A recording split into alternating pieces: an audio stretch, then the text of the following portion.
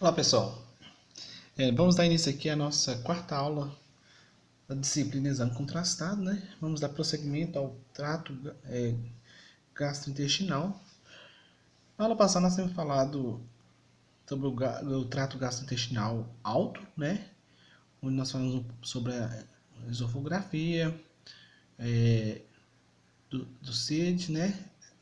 Da seriografia, esôfago, estômago e do duodeno, né? São as partes que fazem parte do gasto intestinal alto, né? E agora vamos falar sobre o trato gastrointestinal baixo, onde estaremos englobando desde o intestino delgado e intestino grosso.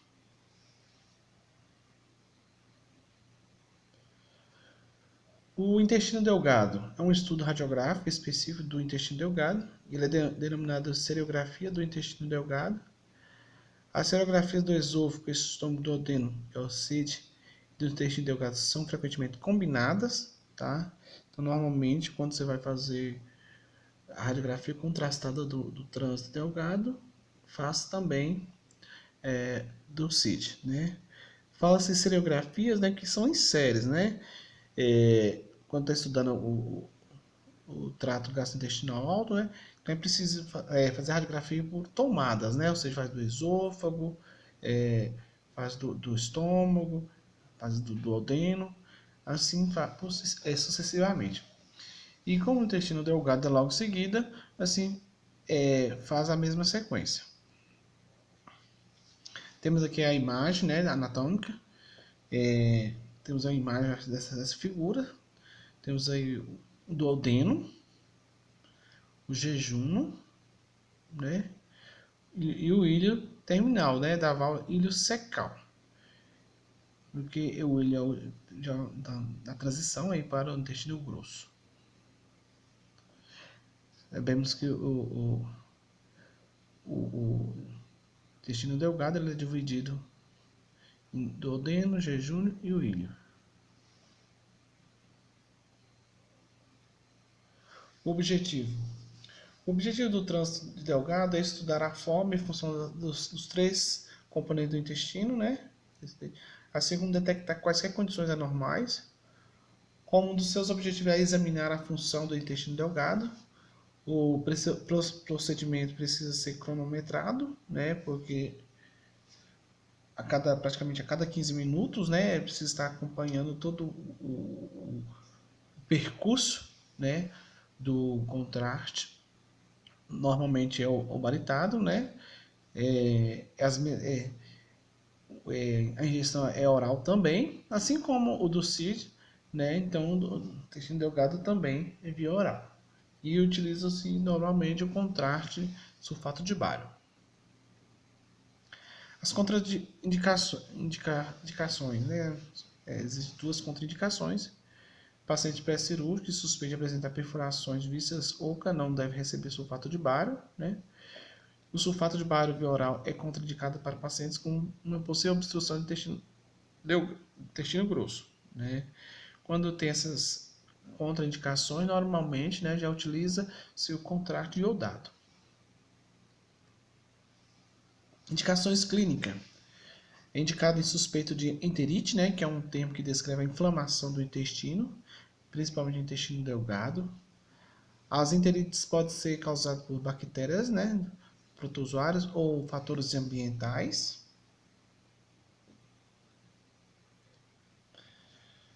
Aqui nessa imagem, né, vemos aí, nessa figura, onde me acompanhando aqui o cursor, né, é bem aqui no ilho, né, onde já passando para o intestino grosso, que aqui é o lugar mais comum de acontecer essa inflamação. Giardíase é uma infecção comum que acontece à luz do intestino delgado, causada pelo protozoário flagelado Giardia lamblia. Os sinais e sintomas da giardíase inclui desconforto abdominal inespecífico, diarreia de profusa a moderada, náusea e perda de peso. Lembra aqui essa imagem radiológica, né, de um paciente, né, com giardíase, né, intestino delgado. Nessa imagem é identificado a dilatação do intestino com pregos circulares espessos, né, uma das características, né, como paciente com giardíase, né, essa dilatação. Lembrando que toda essa parte branca, né, onde é o percurso do contraste, né, sulfato de bário. Obstrução mecânica é um bloqueio físico do intestino que pode ser causado por tumores, aderências ou hérnias. As alças do intestino proximais ao sítio de obstrução revelam-se dilatadas com gás, produzindo um sinal radiográfico denominado padrão em escada circular ou zigue-zague, em geral a níveis hidroaéreos na incidência ortostática. Essa imagem não aparece tão nítido, tá? Mas aqui onde você acompanha aí a seta verde, né? Onde apresenta esse zigue-zague.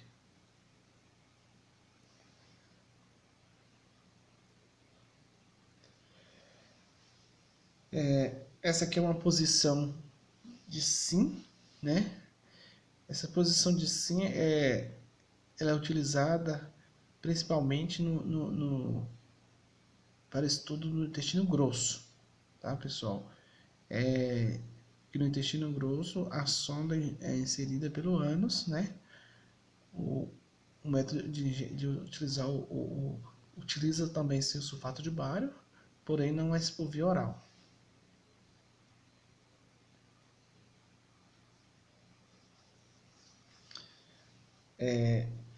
No protocolo do intestino grosso, do intestino delgado, realiza radiografia simples, né? O paciente ingere o contraste. Logo seguida, após 15 minutos, realiza outra radiografia no paciente em decúbito dorsal. Mas, após 30 minutos, decúbito ventral.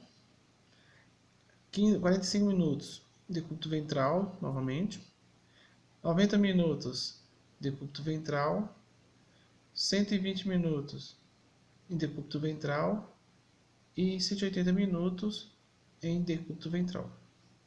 Tá? Você percebe-se que vai sendo a cada 15 minutos, né? Depois vai para 45 minutos, até perceber todo o processo onde está percorrendo o contrato de sulfato de bário.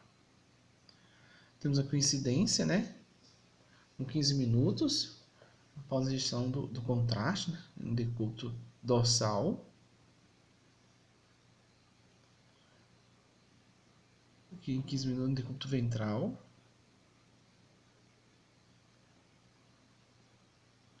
Essa aqui já em 30 minutos em decúbito dorsal.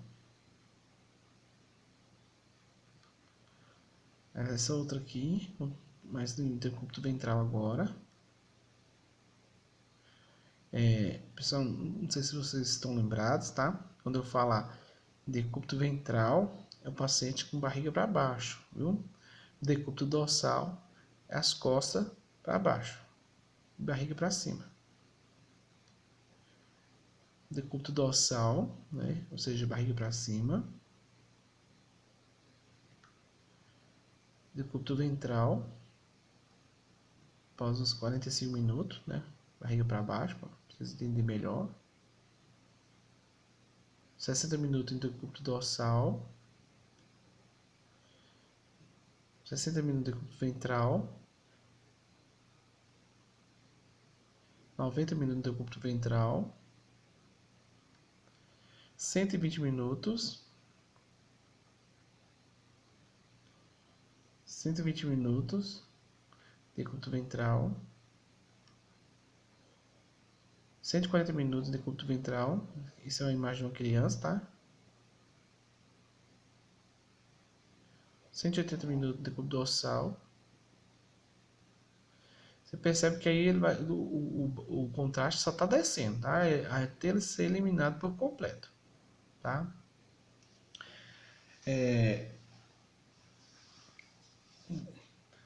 Agora vamos falar um pouquinho sobre intestino grosso, tá? Aquela imagem que eu mostrei bem no início da posição de sim, né? A posição de sim, ela é uma posição para realização de exames, né? Mas ela é muito mais comum na realização de exame de intestino grosso, tá? O intestino grosso ele começa no quadrante inferior direito, imediatamente lateral, a válvula iliocecal, e é constituído de 4 grandes partes, tá? O seco, o colo, o reto e o canal anal. Então, essas são as 4 grandes partes, né, do intestino grosso. Temos aqui essa imagem. Tem o colo ascendente, colo transverso, colo descendente, colo sigmoide, o reto e, por fim, o ânus.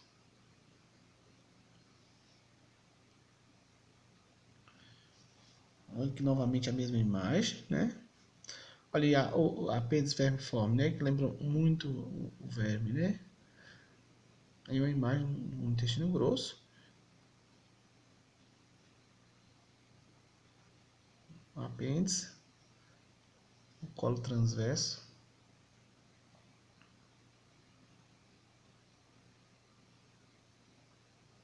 Essa parte aqui já é do ilho secal, viu? Que é a transição aqui, viu, pessoal? Olha só essa imagem do intestino grosso paritado, né? Com contraste. Na figura a gente consegue ver aí, logo aqui em cima, acompanha aqui com o cursor, né? É o colo transverso, né, pessoal? O colo ascendente aqui, ó. Colo ascendente. Aqui, quando ele passa aqui do colo ascendente, que ele está indo para o transverso, ele temos a flexura cólica direita. Aí, quando ele está do processo do colo transverso descendo para o descendente, a flexura cólica esquerda. Tá? Logo aqui embaixo é o seco, né? O apêndice aqui, ó, bem aqui embaixo, que é o apêndice. Aqui vem o colo sigmoide, tá? Aqui já veio a grande concentração do contraste, né? Que já está bem baixo já. Temos o reto, né? O canal do reto e o ânus. Enema baritado, ou enema opaco, né? Podemos dizer assim, é o estudo radiográfico do intestino grosso e é comumente denominado enema baritado. Ou seja, o enema opaco é um exame contrastado do intestino grosso. É a mesma coisa, tá? Você vai encontrar muito, assim, literatura falar enema baritado, né? Por causa do contraste de bara, então, ou então enema opaco. Qual é o objetivo desse exame? O objetivo é o estudo radiográfico da forma e a função do intestino grosso para detectar quaisquer alterações abdominais. O apêndice. O enema baritado não é geralmente realizado em caso de apendicite aguda devido ao risco de perfuração, né? Então, quando normalmente faz o exame de ultrassonografia, tá? Uma ultrassonografia com imagem boa, né? Com uma boa resolução, oferece uma boa condição de obter uma boa imagem, né? E ter um diagnóstico conclusivo, né? Mas quando o paciente está suspeito de apendicite aguda, o médico não solicita o exame enema baritado. Indicações clínicas. Em caso de colite, é uma condição inflamatória do intestino grosso que pode ser causada por muitos fatores, incluindo infecção bacteriana, dieta, estresse e outras condições ambientais. Carcinoma anular é uma das formas mais típicas de câncer do colo, que produz o aspecto de um miolo de uma maçã. Olha só essa imagem radiográfica, né? Se vocês observarem aqui, ó, onde está o cursor do mouse, mesmo que ver o miolo de uma maçã, não é verdade? Olha só o desenho do miolo da maçã aqui embaixo, né, coloridinho aqui. Se vocês olharem essa imagem e olharem essa aqui, lembra muito bem o miolo de uma maçã, tá? Preparo do paciente. O pessoal confessa, é um dos exames muito, assim, traz muito constrangimento, tá? Ele não é nada confortável, tá? O preparo do paciente para o enema hepático é mais trabalhoso do que para o estômago e o intestino delgado. O objetivo final, todavia, é o mesmo, né? Todos, assim como o CID, lá o objetivo dele é estudo, né, do intestino gastrointestinal, né, do trato gastrointestinal. Aqui nesse exame também é para o estudo do trato gastrointestinal, porém o baixo. O paciente tem que estar em jejum, né, tem que estar feito a limpeza intestinal, o procedimento é o mesmo, tá? Que eu coloquei com uma imagem, né, do preparo do paciente. Vocês veem nessa figura, né, o paciente está no banheiro, né? Porque essa é a intenção mesmo do preparo, é soltar o intestino para que assim deixe o intestino o mais limpo possível, né? Então, se a dieta precisa ser líquida, tá? Fazer uso de laxantes e jejum de 8 a 10 horas, né? Existem alguns tipos de laxantes, né? Tem outros, né? Lactopurga. Se vocês observarem nessa figura, a realização do exame, né, edema opaco. Tá aqui uma enfermeira, tá? A enfermeira, ela tá realizando o quê? Uma asepsia. Aqui está uma paciente deitada, tá? A paciente que está deitada na posição de sim, ou seja, é como se ela fosse ficar em perfil, porém inclinada um pouco, né, com as pernas jogadas. A enfermeira realizou uma asepsia. Olha só a situação, tá? Nessa imagem aqui. Está sendo inserida a sonda, tá? Bem assim, passando pelo ânus mesmo e para o reto, viu, pessoal? Para que assim possa realizar, né, esse exame contrastado, tá? Insere uma sonda com o que assim vai ser admissionado o contraste, que é o branco aqui, né? Esse desenho aqui já está dentro do reto, né? Já inserindo o contraste.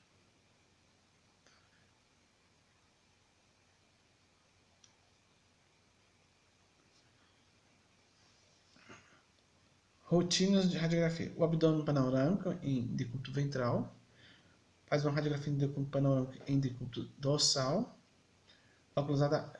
Localiza a flexura esplênica, a flexura hepática, perfil de reto. E incidências extracenais fica a critério do médico, tá? Mas é realizado o abdômen, né, em decúbito ventral e decúbito dorsal. Temos aqui a imagem, abdômen, tá, em decúbito ventral. Olha só, imagem linda, né, toda contrastada, bacana.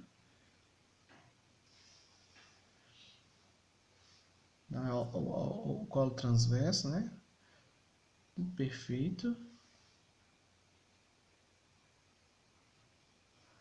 Olha essa outra aqui, a decúbito dorsal.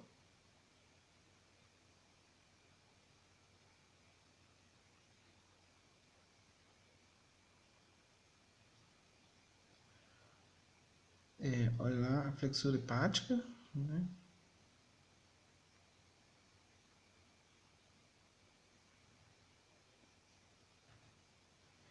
Pessoal, essa aqui é a nossa, finaliza essa aula, tá? Do trato gastrointestinal baixo. Vocês viram assim, eu uso comumente o contraste de bário, né? A diferença, você pode perceber aí, que do exame contrastado para o intestino delgado, o intestino grosso, né? é a forma como é administrado o contraste, né? Utiliza-se o mesmo contraste, porém, o intestino grosso é muito mais assim delicado, né? Pela posição do paciente, né? Traz um certo constrangimento para o paciente, né?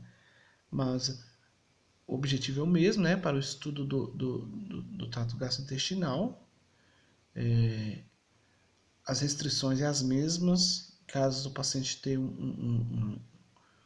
como se diz, uma perfuração de intestino, já não utiliza o contraste bário, né? Já é necessário que utilize o contraste iodado, porque o próprio organismo, durante a cirurgia, pode fazer uma sucção ou não traz nenhum risco, assim, tanto quanto o bário, no caso, na perfuração, tá? Então, é assim, na próxima aula, no nosso encontro, nós esclareceremos as nossas as dúvidas, tá? Até a nossa próxima aula.